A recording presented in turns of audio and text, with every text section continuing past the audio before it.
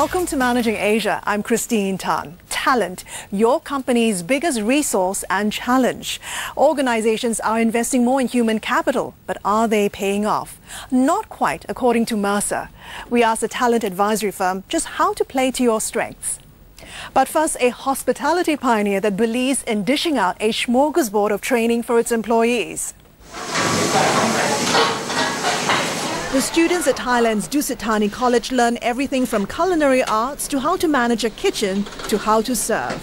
We learn all the practicality of every job in the industry, from housekeeping to front office, and also food and beverage services, which is very interesting because to get to the top you have to know how to work hard and how to do all the manual work yourself too. Besides the locals, this private hospitality college also attracts foreign students like Josephine Pinit, a first year in a degree program specializing in hotel and resort management. There are more than 3,600 students altogether in the school, looking to carve out a career in hospitality and tourism. Well, I plan to first get an entry level job in housekeeping, maybe as a housekeeping supervisor, because I really enjoy it.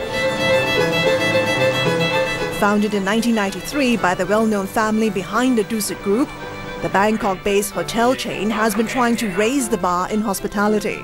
This is a part of the program, but actually this got started from my mother. She wanted to do something for the country. We look at our staff as they are family members, and that's why one of the reasons why she built our hotel school 20 years ago, because she feels that she wants to give opportunity to young people so they don't have to work as hard as her to get into the hotel business. And I'm trying to carry that. I try to continue with what she's had been doing. Nearly 400 students graduate every year and are keenly sought in a country facing severe labor shortage. The explosion of new hotels, hoping to ride on Thailand's booming tourism, is also fueling the problem. You've set up a hospitality college to help train young people. Is this all part of the process to help drive your recruitment process? It's a separate business, but it's a part of Dusit also. But she wants to train young people so that she believes that the Thai, we are the best in hospitality, in the service industry, with proper training. Do these people ultimately end up working for you? Actually, only 2% work for us. Oh, what a shame. Well, we are very happy with that, because they go out to work for Hyatt, for Four Seasons, for Conrad. And a lot of them go out to do their own business. They open a small hotel, open a small restaurant. So we're very happy. We have, in Thailand right now, we have over 5,000 students, full-time students, and they are doing well. Dusit has also opened a culinary school with Le Cordon Bleu in Bangkok 6 years ago. But the hospitality giant still has a problem on its hands. It's on an aggressive expansion path, hoping to double the number of hotels to 50 in the next 4 years. But the fight for staff is intense. I think that especially in the last 10 years ago, 20 years ago, 30 years ago, the Asian always look to the Western brand as something better than the local brand. And you want to change that mindset? And we want to change their mindset. And I think I'm not the only one. I think there are many good Asian hotel companies, especially in Hong Kong, in Singapore, who have done that. And as a company from Thailand, we would like to do that. You're now in charge of 5,000 people. How do you contend with the problem of rising wages to retain staff, to retain talent? Has that been a problem? This is a major problem that we have. And it's not just the rising wages alone, but Thailand, people don't realize it's difficult to find good staff because there's so many opportunities here. We are having some difficulty in doing this. We are looking forward to the AEC because, I think we in the future there's going to be a lot of Filipino, Vietnamese, Indonesian working in Thailand because we don't have enough staff in Thailand right now. AEC meaning ASEAN Economic Community. Yes. Over the past few years, you've brought in key people like the former CEO of Shangri-La Resorts and Hotels, and you put in a new COO just last year. How tough has it been attracting the right foreign talent to help you grow the company? It's not easy. It's because good people want to work for good company that they know the future is good. So what incentive do you give them? Well, I had to spend a lot of time talking to them that this is my dream. Must be tiring. And this is what we would like to do. Like my old friend, the former CEO of Shangri-La, took me about 2 years to talk to him. 2 years? 2 years, because when he left Shangri-La, I know I need help. Because if we're going to grow the company, we need someone who have done it before. So how did you win him over in the end? A lot of talk, a lot of dinner, and he has been very, very helpful. I'm very lucky to have him working with us now. Do you believe you have the right team in place to help you grow the company? I think we have the right team in place, and I think we need to grow the team even more, but we have to find a balance when a new hotel comes up, and then we have more revenue to do that. When it comes to managing talent, when it comes to bringing in foreign people, what sort of corporate culture do you try to put in place at Dusit International to make sure that your staff stay motivated? This is the biggest challenge I have, I think, because the Thai, we have a certain culture and character. We don't like to go and confront people, right? And sometimes we have a Westerner or people from Hong Kong or Singapore, and they like to get things done quickly. They like to be very open. How to manage the two culture is the most difficult. And how do you do that? That's a big sign. It's not easy. And you know, we are an old company. We have a lot of people who have been with us a long time, and now they have to adapt. That the company is going to have more international people and going to do more projects. Is that going to change your corporate culture within Dusit International? We have tried very hard. I think the culture have to change somewhat, but hopefully the principle of what we, the philosophy of what we live in, we like to keep. For a company that places a lot of emphasis on people and training, its CEO is confident Dusit will enjoy the fruits of their labor for a long time. I want to open my own hotel and own hospitality school in Laos, the country where I've lived for several years. So maybe in collaboration with Dusit Thani. Up next, some highlights from our previous guests on how they're surviving the war for talent. Managing Asia will be right back.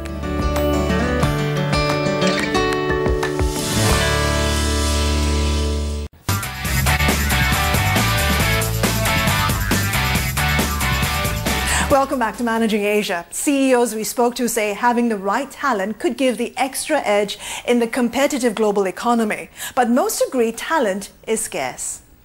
If we have people, we can expand. And you know, we basically right now at almost the peak of our expansion because of the people we don't have. Thailand have 1.5% unemployment. It's like unbelievable. You know, you can't even find worker. I asked one of my workers, transfer from this region to this region, and said, I quit. That's what happened in Thailand. Especially for restaurant business, it's a little bit more difficult right now because of the restrictions on the foreigners, and you know, F&B business is very dependent on foreigners. So you know, the foreigners' wages have also been going up, and to entice a local, that needs to go up as well. So you generally see standard of living going up. So that's a little bit worrying, and it makes it a little bit more unattractive to maybe put the businesses in Singapore, and perhaps we should be looking at How much have you had China. to increase wages by?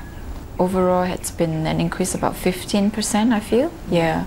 So I think it could be a push factor eventually that if you have the same kind of resources, would you then get the same kind of yield in Singapore or somewhere else? And perhaps China market will be better, Malaysia will be better.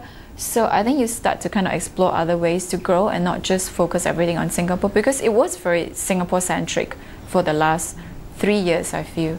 Look, the war on talent is well documented, and we're in there as everyone else looking for the right talent all the time. So the first thing is you need to have a really strong employer brand. The young people today, they want to know what your values are as an organization. They want to understand, you know, what your values are towards the carbon footprint you use. They want to work for people that share their values. So having a really strong employer brand with strong values is where it starts. In India, you have a IHG Academy program where you work closely with colleges and universities to get a pipeline of talent. Has that been successful? Absolutely. It actually started in China originally, and we we've now rolled it out globally, and we have about 150, I think, globally. Absolutely, it is where, as an industry, hotel industry, we work in, we build hotels in small communities. So it's our responsibility to engage the community. And part of that responsibility is also to help educate and help bring people from the community, get them ready to enter. Either in India, you need to help them enter the workforce. And so the IHG Academy is... How much recruitment do you typically get from this IHG Academy program? It's only early days. We've only got 9 in India today, so I think it's about 40 odd employees we've hired. It's very early days, but like in 2 weeks' time, I'll be in India, and we'll be meeting with universities and learning institutions to really understand how we can help really grow that working population, because. We have 250 million people entering the workforce in India in the next couple of years, one of the youngest working populations in the world. So it is really critical that how we, as a company, are responsible in helping these people enter the workforce. The CEOs we spoke to also understand the importance of building talent. We treat everybody like a big family. Really? Yeah. Still remember very clear the first day when I got an interview from the group chairman. And he told us, say, no matter you graduate from which university, which school, now you are joining in a social university, which is evergreen. And you should set it as a career employee, okay? And this treat it as your own company. This is so important for me. I remember in 2008, and the group chairman is still gives the bonus to all the staff, because he say it's not your fault. You cannot make money, but it's not your fault. But we should keep, working hard and be patient to wait the next, seasons coming. And this is always, the situation. So that's why I work for this group for more than 29 years. Making sure we measure people's engagement constantly, making sure that you keep your workforce engaged, so you retain the talent is critical. Now, once you go into emerging markets, like I'm looking for 20,000 people in the next few years. So you have a great, strong brand. Then it's about people follow great leaders, and so you make sure you invest in your leaders, you attract the right talent, and you stay focused on it, like you do in your customers. Always think like, okay, staff issues, staff management is a problem. Think of it like a concept. How do you be creative and think differently? So I start viewing it like, oh, it's almost like a new brand. So how do you make your staff happy? And how do you do that? I think it's about understanding why they are not happy first, and then how can you do things differently. Perhaps a retreat would help them. Perhaps if you advocate fitness, then that can be in their working hours. So I'm working towards like if they go for fitness or whatever, maybe that can be taken off as part of their working hours. So the more you exercise, the less you work. So maybe something like that. So always try to think differently. So I mean, we switched to like 5-day work week even for maybe the retail floor. I think that kind of, one of the examples that maybe attract more people. Organizations are investing more in human capital, but are they paying off?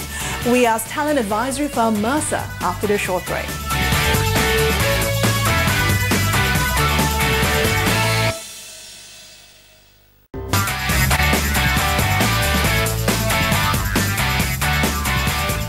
You're watching Managing Asia. Talentism is the new capitalism, so says Klaus Schwab, the founder of the World Economic Forum.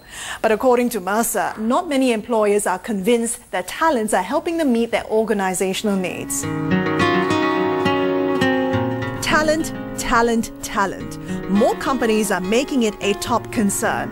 Well, certainly some are. I mean, when you think about careers in the future, companies are going to have to figure out how to evolve their workforce as well. So if you don't do that, you end up finding yourself with a workforce that isn't aligned with the pace of change with the business. So it is a business imperative. According to Mercer's Talent Barometer survey, organizations have beefed up their investments, but only 24% of companies found their plans to be very effective in meeting their human capital needs. So why the big mismatch? The first is the market environment, which is there is a mismatch in supply and demand. So you've got situations where there are people but no jobs, jobs but no people. So the first issue is really a fundamental mismatch. The second has to do with the fact that many organizations don't use the same type of pinpoint clarity with talent as they do with their customers. So, you know, for example, if you think about in the old days, Henry Ford was famous for saying you can have a car in any color as long as it's black, meaning that basically everything would be the same. But of course we get to a situation where now if you're a customer, you go on Amazon and it gives you a personalized recommendation engine. So I think you can take that analogy into the workforce, which is many organizations have basically applied much more of a common approach to their talent as opposed to saying, well, actually my talent's all different and actually need different approaches for different types of people in my organizations. And many companies are still stuck in this one-size-fits-all approach, according to Wong Su-Yen, head of the ASEAN region for Mercer and a talent expert for the past 20 years. To take a simple example, it used to be that in many organizations, in fact still is the case, many organizations, your benefits package will be the same regardless of across the entire employee population. But guess what? In a workforce where you have people in their 20s all the way up to their 60s, their needs from a benefits perspective are completely different, right? You have the people in their 20s who say, well, you know, I'm going to live forever anyway, so I don't necessarily need that level of medical coverage, but I'd rather apply that towards a gym membership. And then you have people who are going to their 30s and 40s, they're starting a family. They might say, well, actually what I need is coverage for my family, for my children. And then as you start going, you know, to people who are a little bit older, maybe it's more about retirement adequacy and ensuring that they have enough in their pension accounts. So the way a company can go about structuring a more flexible approach is to basically say, well, I have different populations of people. How do I ensure that I can meet all their needs as opposed to having a very generic approach across the board? Of the 24% of companies who said their plans have been effective, what are they doing right? You know, I think when you look across many of them, they're really taking a long-term view. They're thinking about what their organization needs to do. And they're looking out into the future. They're looking at how their jobs are changing and how their workforce needs to change. So it's not just about looking at the numbers. For many organizations, when they say workforce plan, they're basically saying, well, how many people do I need, you know, X years from now? Well, the numbers are important, but that's not the same as saying, well, what kind of people do I need and how do I get there? So if you take an example, BAE, for example, they're an aerospace defense systems company. One of the things that they've started doing is to actually go down into primary schools, because what do you do if you're an organization and fundamentally the issue is that there are just not enough people in the talent pool that you're looking for? Then you need to build your own. And so what they've started doing is engage with government and academia, reaching down to children as young as 9 to 12 years old to basically say, how can we get these people interested in engineering so that they can actually build careers? Do you see more companies doing that? It has to happen because, you know, if you don't do that and there isn't enough of the kind of talent you're looking, you're going to see the side effects, which are basically a limited talent pool, coming back to the supply and demand issue, which means that salaries are going to spiral out of control. There's going to be a crunch on labor, and so the issue really is because people are poaching from each other and it's this merry-go-round, as opposed to saying, well, let's just build enough of a talent pool for what we need. Do you notice whether in some industries the talent shortage is more severe? Certainly. I mean, when you look at different industries, the profile of people that they need does look different. In some industries, they are challenged by having a very strong core of professionals, but who are retiring or reaching retirement age, and so entire cohorts of people are retiring without enough people coming in at the back end. So yes, you do see some of that. Your survey concluded that educational institutions are simply not delivering or generating the talent needed in a marketplace. Is this a big problem here in Asia? It's a problem everywhere in the world, but when you look at the data, according to the report that we did with the World Economic Forum, 36% of the respondents in this region said that educational institutions were not delivering the students required to meet their business needs, compared to over 40% elsewhere in the world. So you can say that it's probably a little bit more acute here. So when you combine that against the fact that companies are really looking towards Asia to fuel their future growth, this is an issue that needs to be addressed. What can be done to close the gap, especially when it comes to educational institutions? A couple of things. One is stronger partnerships between business and the academic institutions, and in some cases government as well, to really be thinking about how you link what's coming out of the educational institutions with what business needs. Second is more of a focus on long-term and lifelong learning and education. When you think about it, education institutions are preparing students today for jobs that don't exist today, right? In 20 years, jobs are going to look very, very different. So how do you ensure that education doesn't stop when somebody leaves school, but actually continues? So the role of education institutions may also change in the future. And then fundamentally, it's about how do you develop students who can continue learning? Because again, 10 years from now, 20 years from now, technology is going to look different. The kinds of jobs people have will look very different, and we need people who are going into the workforce who can also adapt to those changes, as opposed to being stuck in the year 2013. They actually need to be able to evolve over time. What can be done to encourage the partnership between companies and educational institutions? I think it's happening in some parts. Either at a national level, there is a mechanism to basically force or encourage greater collaboration, or in some cases, companies are going in and deciding to take the bull by the horns and actually, engage in their own outreach to educational institutions. For example, in places like Brazil, Walmart decided that there wasn't enough core education being offered to the people that they needed to hire, so they basically reached out to schools and started offering basic skills training so that they could have a ready talent pool. So either there is a national mechanism to help strengthen those bonds, or companies are going to find themselves in their own self-interest reaching out a lot more. Are companies finding that if they don't get the talent from outside, the talent that they need, they have to invest more in internal training themselves? Yeah, is that absolutely. costing a lot more? Is that more expensive? Yeah, there are two parts. One is the fact that you need to make sure that when students come out, they're ready for the jobs that they're going to take over. But the other thing that is happening is that, again, in the course of somebody's career or in the course of a company's lifetime, its business model is going to go through lots of changes. And so while one aspect is when somebody enters the workforce, are they ready? The other aspect is 10 years down the road, are they also ready for the jobs at that point in time? So a lot of focus on ongoing learning, whether in the organization, corporate environment, or from educational institutions. Your survey also concluded there seems to be a strong link between employers' focus on health and wellness and employee engagement and productivity. Is enough being done in this area? It's an interesting thing. One of the things that we saw as a correlation was that respondents who answered yes to the question, my employer cares about my health and well-being, were 8 times more likely to be engaged and 4 times less likely to leave their employer. So there is a huge connection between engagement and wellness, and we've been able to prove that.